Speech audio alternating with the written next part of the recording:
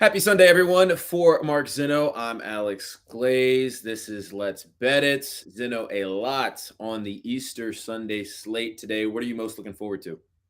The Lord answering my prayers that today is a better day than yesterday. I mean, does that qualify? Are you allowed to ask the Lord for anything today? Like, I think, you know, well, I think you can always ask. I just don't think he has to answer. I think that's he kind of doesn't how have to the answer. game is. So to throw them all up there, see what happens. The ones that come back down as yeses are few and far between. So Yeah. Well, listen, we got a lot to run through today. We're gonna talk some MLB. We got better up. We're gonna talk some NRFIs and YRFIs, of course. NBA morning radar. The playoffs continue today after a great slate yesterday. Of course, we're going to finish things off with some ice picks and get to our plays of the day. So, without further ado, let's bet it. Let's start with baseball. Because you and Jared are really into this no run first inning, yes run first inning thing. I can't get there yet personally because it feels mhm. like it is a coin flip bet, right? Like there is I guess some strategy to it, but There's a Jared. ton of strategy to it. I think there's a ton of percentage play and system to it. And you Well, don't get Jared, it, like I said, because like I've said on this show, you're not married. That's why you don't get it. Okay, you don't understand the convenience of getting things over with very quickly. It aids the married life with children. So, but here's the thing, though. I do because it's funny. I love some of my favorite bets are like NFL first quarter totals or first mhm, quarter sides. I like yep. that. NBA first quarter totals, first quarter sides. I like those. But for whatever reason, the no run first inning, yes run first inning, I just haven't been able to really sink my teeth into it yet. What am I missing? Well, okay. So, I mean, what you're missing here is that you need a larger sample size at this point if you're just getting into this and you're going to play percentages. I mean, I used a very similar handicap that I did with the first period overs in the NHL, and you start to wait for the percentages to develop over time and see which teams are more consistently scoring in the first inning, which teams give up runs more consistently in the first inning. And then you start to look at pitching matchups and other variables, weather, things of that nature. Is it a day game after a night game kind of situation? Did they play extra innings the night before? Those sort of situations I think you could take advantage of given the right teams, the right starting pitchers, and the right spots. So I think when you wait, if you get a month into this thing, Alex, and you start to see where you have 25 games under everybody's belt, you'll start to see this develop into a percentage play thing that you can start to find the edges for and the value. Now, we talked about this yesterday, Jared and I did, and I'll say it again because it bears worth repeating. You got to set a limit at what you're willing to pay on a juice, and really just don't deviate from it.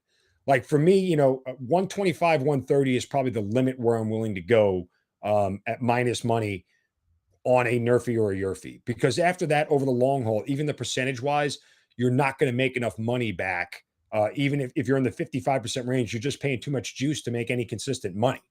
Mhm. So from that standpoint, you have to kind of set a limit and stick to it no matter what, and be willing to walk away when the number isn't what you want, even if situationally it says, or percentage wise it says, this is going to hit. And Jared, I know, is looking for a lot of plus money opportunities. Yes.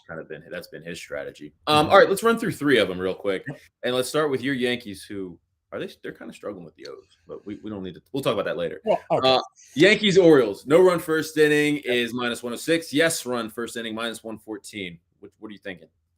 No run first inning. And again, this is situational here based off the fact that the Yankees and Orioles played an 11 inning game on Friday night. They played a rain delayed game that ended after midnight last night, and now they have a 1 o'clock start today. Nestor Cortez starting for the Yankees. He historically has been very good against the Orioles as far as striking them out. So hopefully nobody gets a walk early on. He gets a K here in the first inning.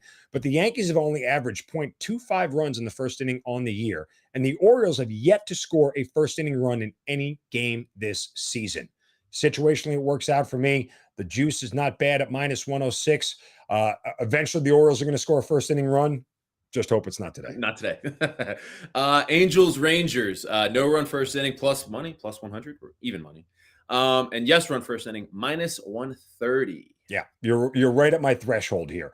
And this is about these two teams here. The Angels are tied for fifth in most runs scored in the first inning this year. Texas, 28th in the league in first inning runs allowed. So you're getting two competent offenses. In the first two games of this series, A run was pushed across in the first inning. Game 3 of this series didn't happen. I think it comes back for the series finale. Again, right at my threshold at that 125, 130 range. But given the fact I don't mind paying the 130 because these are two very good offensive teams. These are not great starters going today. Martin Perez going for Texas. Any one of these guys in the first inning can hit the ball out of the ballpark. So I'll pay the extra juice and take the over. And last one we got on the card here, we got the Cardinals Brewers. No run first inning -120. Yes run first inning -104. Yeah, and you see the favorite, the -104 to, you're getting juice to the under here, and I'm sort of going in the opposite direction. But St. Louis is the number one team in baseball in runs scored in the first inning. They're averaging 2 runs in the first inning throughout the season. Milwaukee, 27th in the league in first inning runs allowed, giving up 1.25 runs in the first inning. Aaron Ashby is starting for Milwaukee. He's a reliever. He's making his 3rd appearance on the year. He pitched on April 7th, pitched again on April 11th. If you can find a K prop on Aaron Ashby, I'll throw this in there as well. Take it, because I don't expect him to pitch more than 3 innings or 3+ innings in this game. I don't know if you'll even get one.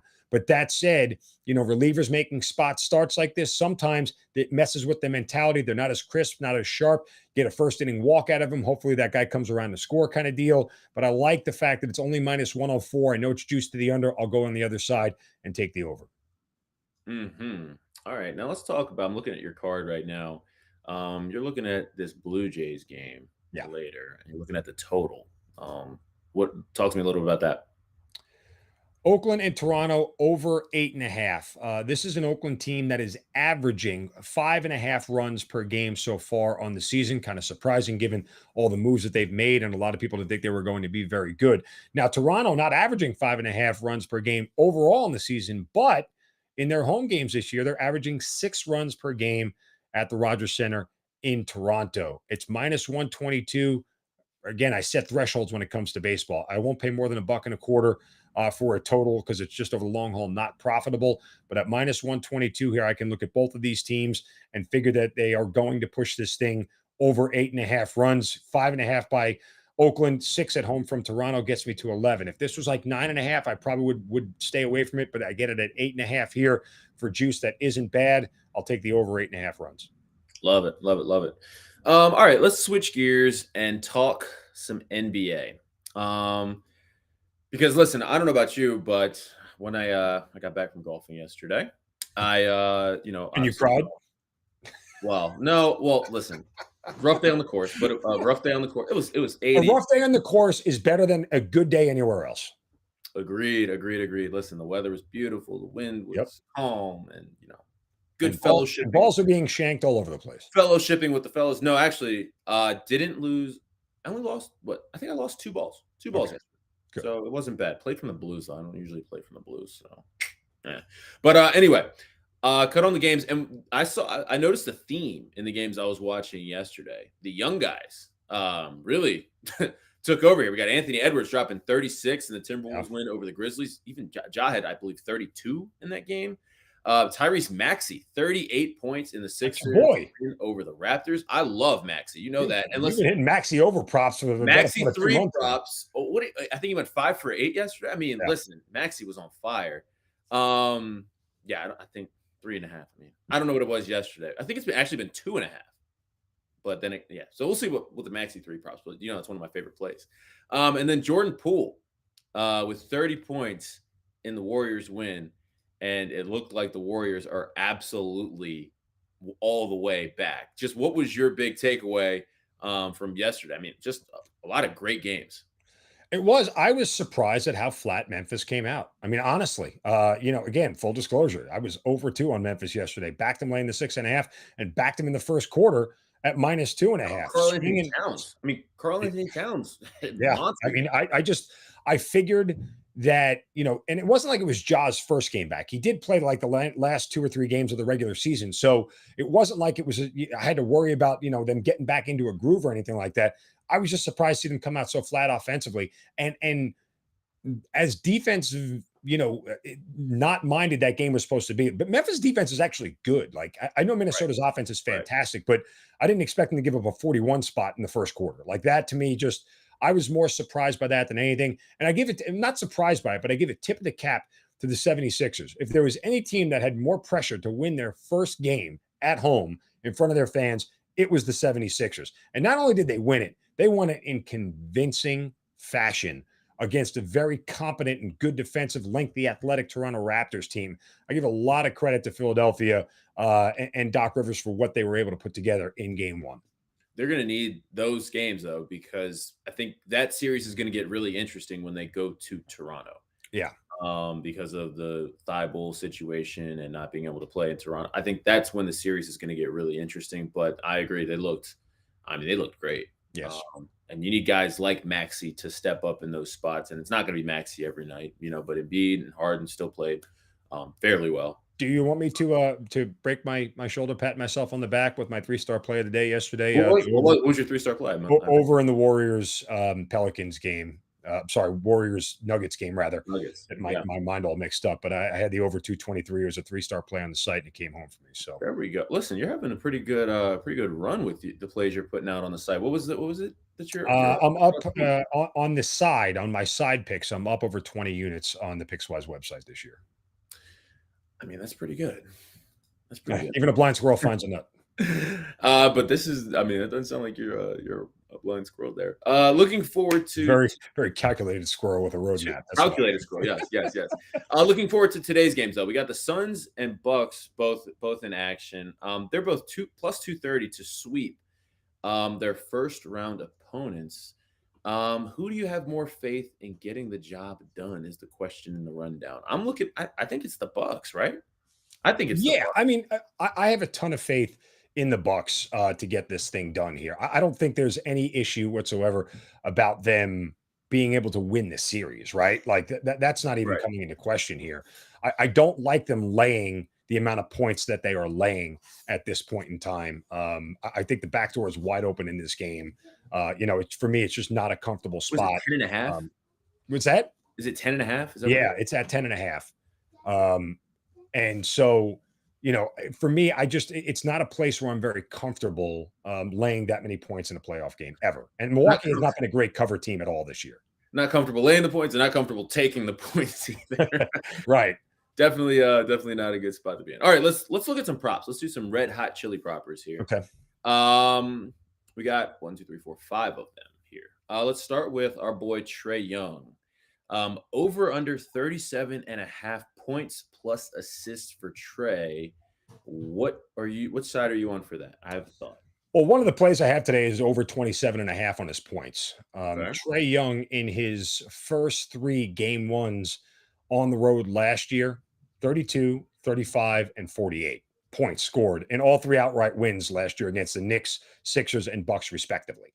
So, from that standpoint, this is a play that I will back. And it's almost like a mini hedge a little bit because I'm on Miami minus 6.5. I don't want to get too far ahead of us here, but, if Trae goes off for 35, chances are that the Hawks are going to cover. I think they'll limit him a little bit, but I also think that this is a spot where Trae is going to need to have a big game if the Hawks have any shot. Now, one advantage to the Hawks here, and why I'll back Trae, they've been in playoff mode now for 2 games already.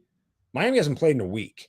So maybe the Hawks start a little hot. If you'd like to take them in the first quarter, I know you said you'd like first quarters. Maybe it's worth it to take the Hawks at plus points in the first quarter. I'm not going to do it. I'm just kind of throwing it out there as a handicap and a logic here to use. But Trae going over 37.5 for points and assists. If he doesn't, the Hawks are getting buried today. So you're over. Yeah, I would go over. I'm on the other side. I'm with the under here, and this is more so me looking at how Trae has performed against Miami.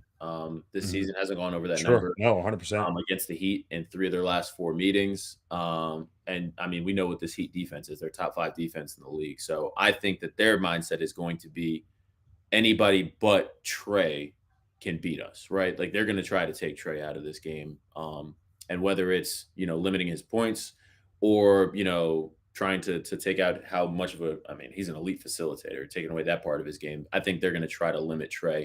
And then I think that other things too are kind of going against him when you look at, John Collins is still going to be out, right? I don't think Well, there are reports from both Chris Kirshner of The Athletic, who's the beat writer for the Hawks, and Shams Charania of The Athletic, that John Collins may play today. Capella's definitively out. Yeah, I was going to say, if Collins can come back, that would be huge. Yeah, I mean, that's a game changer offensively for the Hawks. Now, again, according to Chris Kirshner, it's his finger that's the problem that's holding him up, and it's affecting his shooting. So I don't know how effective he'll be offensively, but at least defensively, he's a body, right? Yeah, he's a big body. I mean, the Hawks lose all their size without Collins and Capella. They have nobody. I mean, Kongu's he's not big enough. He's just not big enough. Well, but he's also just a foul machine, right? Like he's young, young and not, I don't want to say not athletic, and doesn't have enough body control at this point to not, foul out of a game that he's going to have to play in the middle of the entire time. Yeah, absolutely. All right. Next prop, we got Jason Tatum over under 30.5 points for Tatum. I am on the under in this one. Celtics playing the Nets. I think that's probably is that the best game on the card? Oh, it's the best game, best series. It's the one that everybody's interested. I'm really looking forward to that one.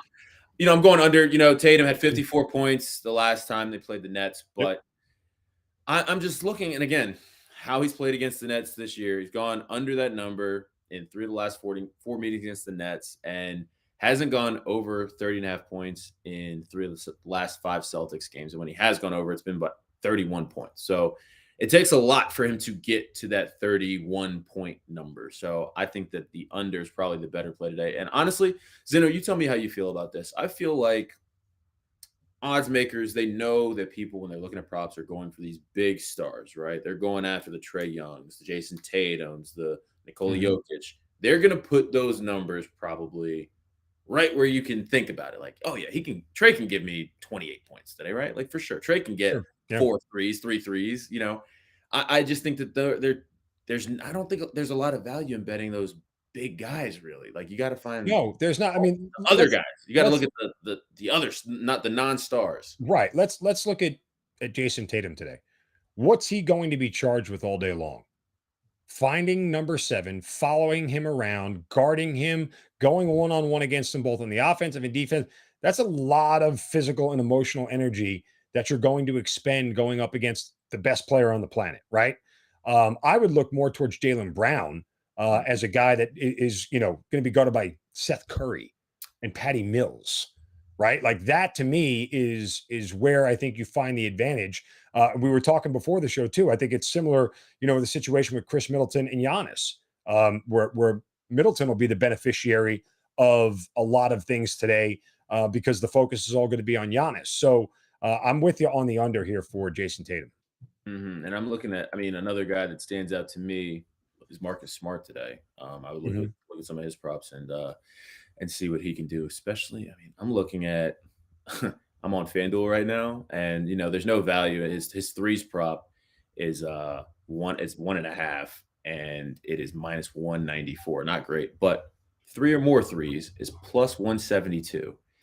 And this, I'm sorry, just should have looked this up before, but I'm just in real time handicap here. Last 5 games or last 3 games. Let's do that. 0 for 4. All right, 7 for 12 against the Bucks, and 3 for 6. So if we can get 3 threes out of Marcus Smart, that'd be interesting. I love it when you do love handicaps right in the middle of the show. I'm just saying that's interesting. And the Nets, we know what this Nets defense is. Not good. Right. So Marcus Smart at home, interesting. Okay, staying with that game. Kevin Durant over under 6.5 assists. This is probably one of my favorite props. I love KD assist props. He's gone over that number in back-to-back games against the Celtics this season, had 8 assists in both games. KD, it's either going to be the KD game or the Kyrie game or both, right? Like, who are they going to? I think they're going to have an easier time probably taking out Kyrie than KD, obviously. But KD, when he wants to turn up that assist machine, he can really get it going. But I like the over in the assists today for KD. Agree. It's going to need to be a complete offensive effort from Brooklyn to be able to beat Boston. It's the best defensive team in the league on several different accounts when you're looking at statistics, not only in points allowed, but a field goal efficiency defense, opponent shooting percentage, 3-point field goal percentage defense.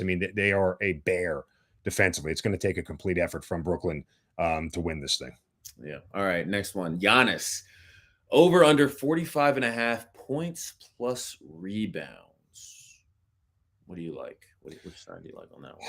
I mean, That's a tough one for me. generally, I would say it's too big of a number for me to even entertain. Because if he doesn't get to 30 points, That's what I'm saying. He needs to get 30, 35. 33, somewhere in that 35. range, like 33 and 12 is, but so I would lean on the under in this one.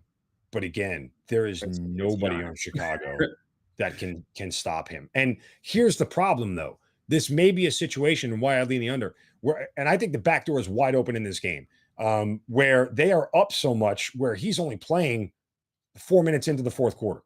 Right? Like there's no reason for him to even get on the floor after the 8-minute mark of the fourth quarter because they have it's possible that they have such big of a lead that he doesn't have to play.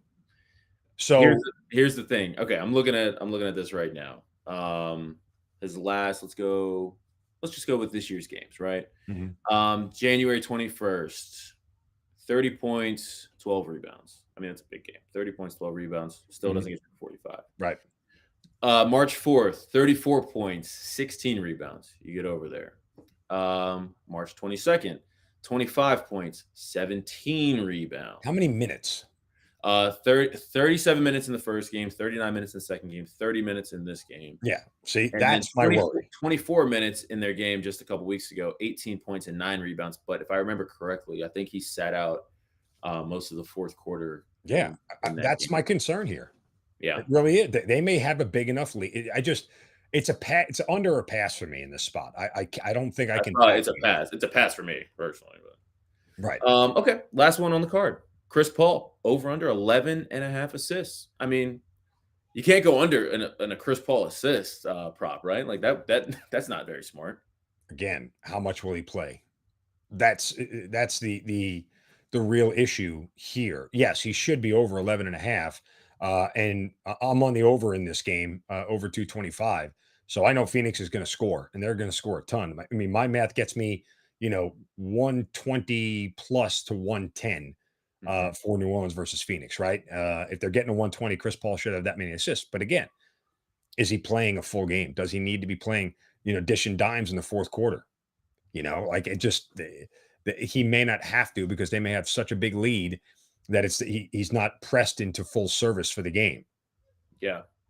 Okay, let's talk about full game sides. Picks, because you have some picks that I'm looking at that you like. Yeah. Gonna back the Heat here at -6.5. I think when the Hawks play teams like Charlotte and Cleveland, they look really good, and Trey looks really good. This is a completely different animal defensively between these two teams. The Hawks have a different level of contention that they have to deal with. Miami's just too strong defensively. Again, the John Collins news rather is gives me a little bit of pause here. I've already made the wagers, so I'm into it. I'm locked into it, but I would tell everybody else, wait to get to the window to find out what John Collins' status is. If he's not playing, I can back Miami at 6.5. I have little reservation about doing it. That said, if he does play, I'd probably walk away. I still think Miami wins the game. Unless Trey has a huge night, which is possible. But again, this is their third game in 6 days now. There should be some tired legs a little bit for this team, and we'll see how they react. Last time they went to Miami, they only scored, I think, 101 points. So they're not that great there. Bulls +10. It's not a full unit play for me, but it's just too many points to be laying. Milwaukee this year has been a terrible cover team. 16-25 ATS at home, 14-23 as a home favorite. Just 10-6 against the spread when they're a double-digit favorite this year. So I'll take the points with Chicago. And then, as I mentioned, Phoenix and Milwaukee. Dear Lord, Phoenix and New Orleans over 225. Phoenix will do a lot of the heavy lifting. New Orleans can score though. CJ McCollum has got that offense to a point where they can get to 110 in this game. Brandon Ingram too. Yeah. As long as New Orleans gets to 110 in this game, they should be able to push this thing over because I think Phoenix gets to 120. All right. We're going to talk more NBA later because I have a play, but I'm going to save it for my play of the day here. Let's get to some ice picks real quick. Sure. You're looking at the Sabres Flyers. Of course, it's you have two first period totals. Just give them out because listen. This is what the people want, right? They I mean, don't want to. You my don't want to first watch full period under games. You don't yesterday want of full games today. one of the few things It's I got family. right It's yesterday. family time. You just want to be able to cut it on. Okay. Exactly. One of the few things I got right yesterday was the Red Wings Rangers first period under and handicapped it perfectly. I told you Detroit wasn't going to score. They didn't. My only fear is that the Rangers would net 2. They only netted 1. Rangers go on to win the game 4-0. So that was one I actually got right yesterday. This is Buffalo and Philadelphia. Both of these teams are bad offenses. They have nothing to play for. They've been officially eliminated from the playoffs. I don't see a reason that, listen, the goaltending is bad for both these teams, and they've used a variety of different goaltenders, but neither one of these offenses are competent enough at plus money at plus 132. This is a back for me. I'll take the first period under 1.5. And I'll give full disclosure. I would not pay this price, but it is very likely going to hit. Florida and Detroit, first period over. It's at minus. The first period. The first period. Yeah, okay. First period over. Minus 182. It's just an insane price to pay. But systemically and percentage wise, again, Detroit, the Rangers aren't a great offense, and they scored on Detroit in the first period. Florida is the best offense in the league. They should easily be able to score 2. Florida's still fighting for positioning. The game matters to them. Nothing is secure. They're going to the postseason, yes, but seeding will matter. Home ice advantage will matter. So Florida should net 2 here. But again, you might be better off looking at an over 2 and trying to get that number juiced down, maybe even a plus money. And worst case scenario, you tie.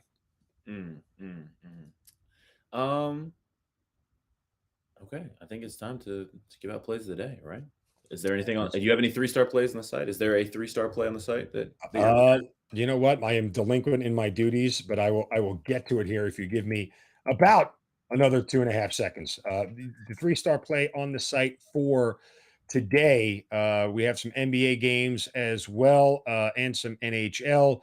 But Christopher Moraes, is that how we say it? His over 6.5 in the Blues and Predators game. 3-star play on the website today. Christopher Moraes, I think that's how you say it. Sorry, Chris. I apologize. Oh man! All right, what's your play? No pressure. No pressure after hitting yesterday. No pressure. Yeah, I'm going to go to NRFI again here. No runs scored in the first inning. Yankees and Orioles. These are 2 teams that played an 11-inning game on Friday night. They played a rain-delayed game that ended past midnight last night. They have a 1 o'clock first pitch. The Orioles have yet to score a first-inning run all season. Yankees averaging just 0.25 runs in the first inning on the season. Nestor Cortez going for the Yankees historically been very good against the Orioles with a high K rate against Baltimore. Give me a no-run first inning, Yankees and Orioles today.